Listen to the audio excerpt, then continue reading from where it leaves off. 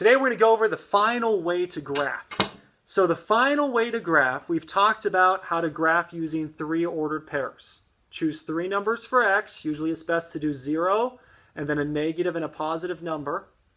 Or my second way to graph is by finding my x and my y intercept. X-intercept is where it crosses the x-axis. So y will be 0, then what will x be? The y-intercept, where it crosses the y-intercept, when x is 0, what will y be? Today we're going to be talking about the last way we can graph a linear equation, which is going to be a line, which is everything we've been talking about in this chapter. This is called the slope-intercept form. The slope-intercept form will always have y isolated.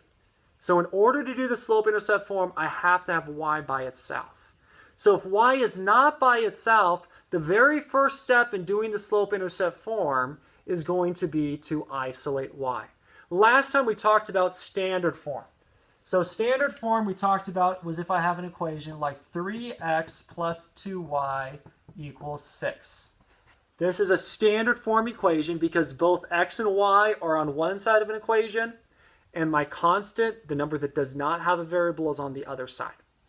If I want to isolate y, I need to get y all by itself. What that means, my first step to isolate y is whatever is being multiplied by x, I'm going to add or subtract it to get to the other side. If it's positive, I'm going to subtract, do the opposite. If it's negative, I'm going to add. In this case, 3x is positive. Remember, I look at the sign before. If there's no sign, it's positive. So I'm going to subtract 3x. 3x minus 3x gives me 0. Anything I do to one side, I do to the other side. So I'm going to subtract 3x on the other side to keep my equation equal.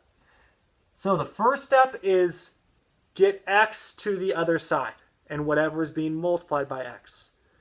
If x is negative, I'm going to add to both sides. If x is positive, I'm going to subtract to both sides.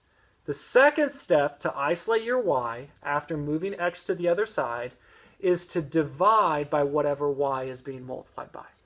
Y is being multiplied by 2, so I divide by 2. 2 divided by 2 is going to be 1, so I just have y, but anything I do to one side, I must do to the other side.